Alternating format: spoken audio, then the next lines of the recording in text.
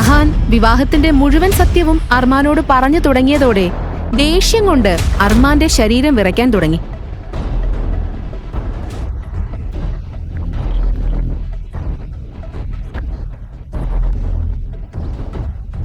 താൻ വഴക്കിട്ടത് അർമാനോടാണെന്ന് മനസ്സിലായ നിമിഷം ആസ്തയുടെ മുഖത്തെ നിറം മുഴുവൻ മാഞ്ഞുപോയി.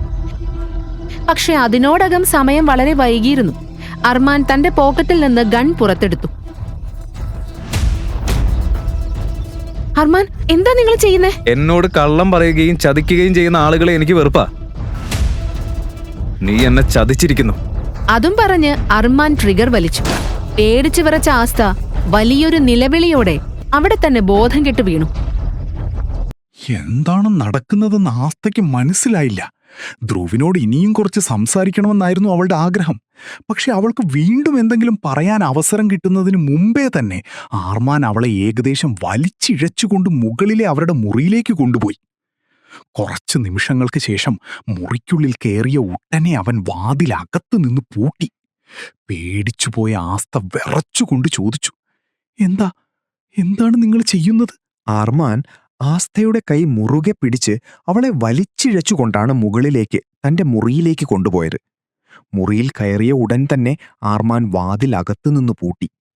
പുറത്തു നിന്നിരുന്ന എല്ലാവരും ഈ കാഴ്ച കണ്ട് ഞെട്ടിത്തരിച്ചുപോയി. എല്ലാവരുടെയും വായും തുറന്നുപോയിരുന്നു. അതേസമയം ദാദാജിയുടെ ചുണ്ടിൽ ഒരു നേരിയ പുഞ്ചിരി വിരിഞ്ഞു. ആഹാൻ ആവേശത്തോടെ പറഞ്ഞു, ദാദാജി, അത് കണ്ടോ? ബ്രദർ ഭാബിയുടെ കൈ പിടിച്ച് നമ്മുടെ മുന്നിലൂടെ നേരെ മുകളിലേക്ക് കൊണ്ടുപോയി.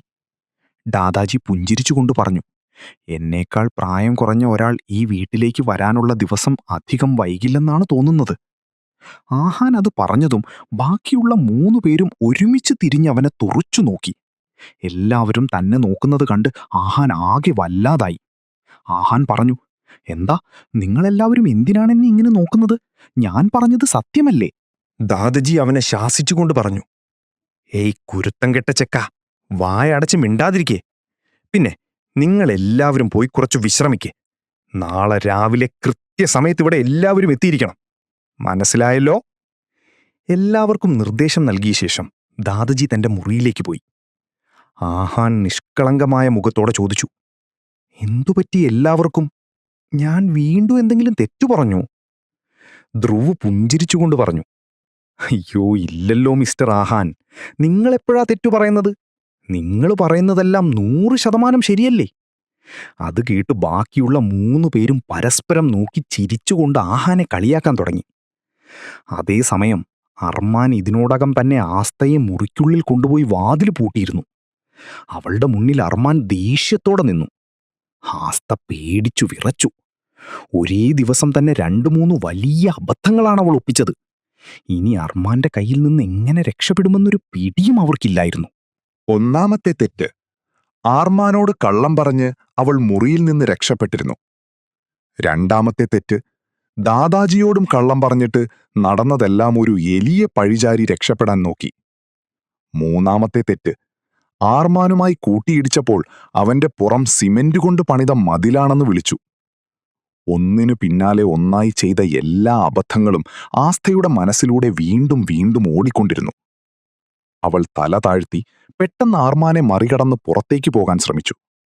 പക്ഷേ ആർമാൻ ഉടൻ തന്നെ അവളുടെ കയ്യിൽ പിടിച്ചു ചോദിച്ചു, എങ്ങോട്ടാ പോകുന്നത്? പേടിച്ച ആസ്ത പറഞ്ഞു, അത് നമ്മൾ നമ്മുടെ മുറിയിലേക്ക് പോവുമല്ലേ? പല്ലിറുമിക്കൊണ്ട് ആർമാൻ ചോദിച്ചു, നിനക്ക് ഓർമ്മക്കുറവുണ്ടോ? ഇനി മുതൽ നീ എന്റെ കൂടെ ഈ മുറിയിലാണ് താമസിക്കേണ്ടതെന്ന് ഞാൻ പറഞ്ഞില്ലേ? ഞാൻ പറഞ്ഞത് നീ കേട്ടില്ലേ?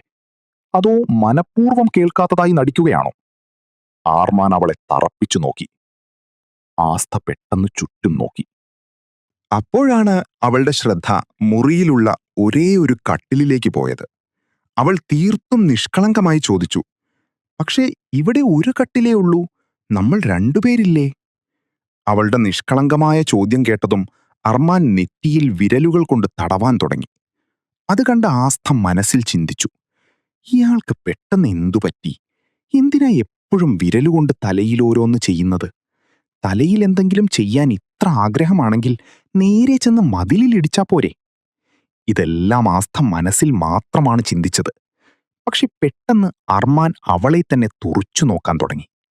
അവന്റെ നോട്ടം കണ്ട് ആസ്ഥ ആകെ പരിഭ്രമിച്ചു.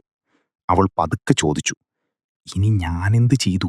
എന്തിനാ ഇയാൾ എന്നെ ഇങ്ങനെ നോക്കുന്നത്?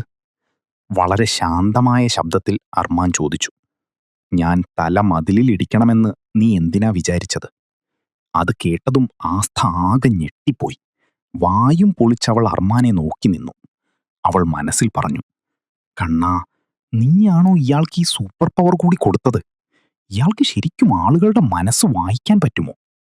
മുഖത്ത് യാതൊരു ഭാവവ്യത്യാസവും കാണിക്കാതെ അർമാൻ പറഞ്ഞു, എന്തെങ്കിലും സൂപ്പർ പവർ വേണമെന്നില്ല.